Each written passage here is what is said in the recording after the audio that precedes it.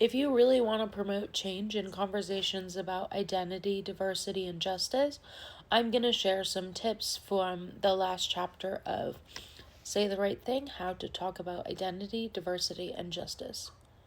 The authors start by describing a solution that one of their students came up with when their partner, a trans man, was misgendered.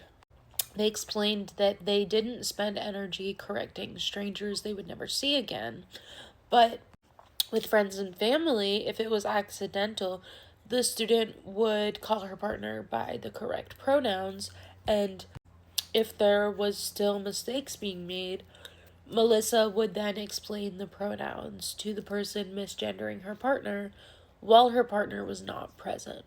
This was really helpful because it stops awkward public confrontations and politely corrects people. They mentioned that this works really well for them, but the system breaks when other bystanders intervene and reflexively condemn the offender. When someone automatically accuses them of being transphobic and doesn't politely explain why the mistake was hurtful, this shuts down the conversation and leaves both sides flustered. It prevents the offender from realizing their mistakes and changing because they are now on the defensive. Parties deserve respectful responses when exclusive and oppressive behaviors occur. This obviously does not apply to people doing hate crimes or intentionally hurting other people because of their identities. But in general, respect should be given to the affected person, the ally, and the perpetrator or source of the issue. People often think that it's okay to disregard the source and punish them, but this shouldn't be your first response if you actually want to make a difference. The authors crafted a really great explanation for why everyone should be respected.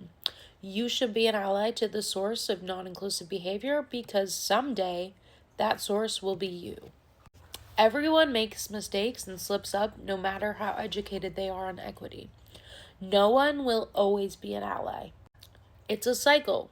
People go from being an ally, the affected, and the source depending on the context and situation. Everyone has taken all three of these roles at some point in their life, and this is why cancel culture is so problematic. It assumes that you'll never be the source of the problem. We should instead focus on educating and promoting change, not shaming or canceling people. If you, as an ally, just flat out dismiss and attack the source, this puts the burden of education on the affected person, and they have more emotions tied up in the incident. Or if no one does this educating, the source will never learn and they're just going to keep doing these actions to other people, which is really harmful.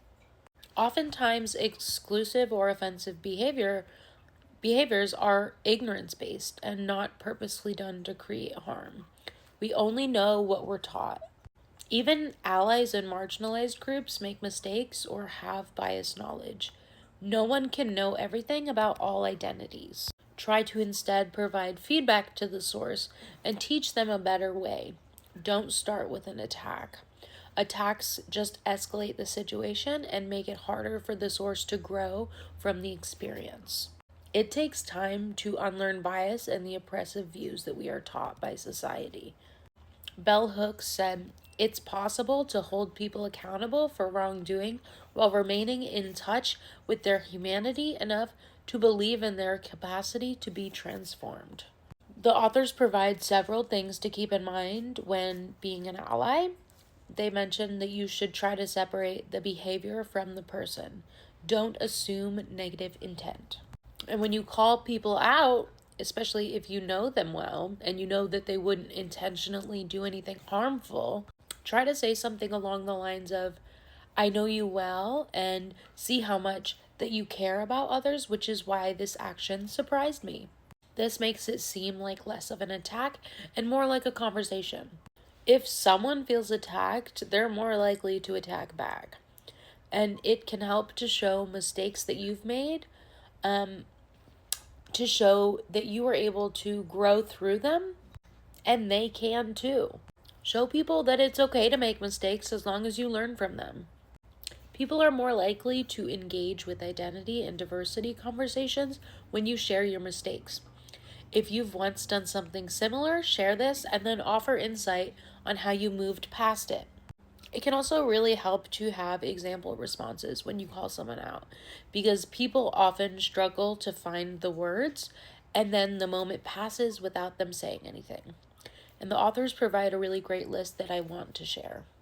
Some examples are excuse me or ouch.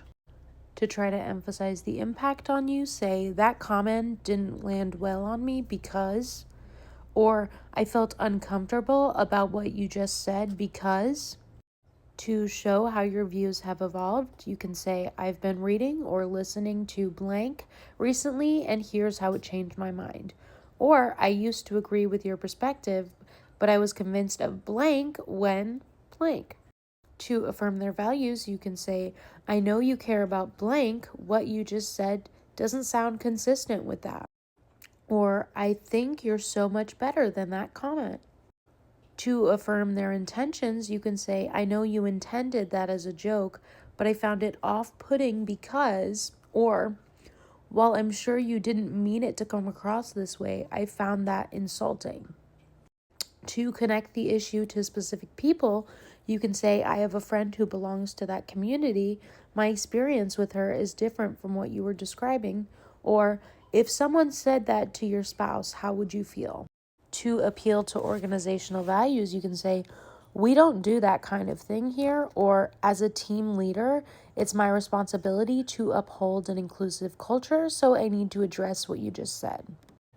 To educate, you can say, I feel differently about that issue. Can I share my perspective? Or, I just read a great article on this topic. Could I send it your way? You can model what they could have said by saying, I think the client would really like her in response to misgendering. Or you can say, she's incredibly sharp, period, in response to the comment, she's incredibly sharp for her age. To ask them to explain their views, you can say, can you help me understand how you came to that view? Or, I didn't get that joke. Could you explain it to me? To paraphrase or repeat what they say, you can say, to make sure I heard you correctly, did you say blank? Or, so you're suggesting blank, is that right? And this will allow them to just reflect on what they're saying and sort of understand maybe that's not put correctly. And don't feel like you have to be an ally to the offender in every situation. It can be easier to use these practices with someone you know versus a complete stranger. It can be really exhausting thinking of the offender's feelings when they repeatedly do things that are problematic, especially if you don't know them or their character. If someone isn't receptive to your comments after repeated attempts, don't waste your energy on them.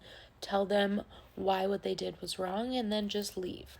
And if someone is stuck in their ways, you probably aren't going to change their mind if they're not open to hearing feedback. Instead, spend your energy on people that will engage in the conversations or the ones that are enthusiastic about them. If the offending person is in a position of power and are not willing to have these discussions, move from being an ally to an activist, where you're less concerned about how they will feel about what you say. And importantly, bias is just really hard to get rid of. So it's important that we also implement systemic fixes to eliminate this. One example is disidentifying job applications, so gender, name, and ethnicity aren't on the application that people are judging. During interviews, you can ask each candidate the same set of questions, and to combat the pay gap where women, people of color, and people with disabilities are typically paid less than able-bodied white men, you can use fixed salaries for certain positions and then promote based on performance and statistical data. To prevent one identity or person from dominating discussions at work or in class, you can try using a random number generator to pick who should talk, or limit each person to a designated amount of speaking time.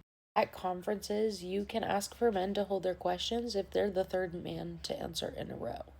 And these are just some really amazing examples, and the authors provided so many more, so I urge you to read this book because I couldn't go into all the details, but I loved it so much.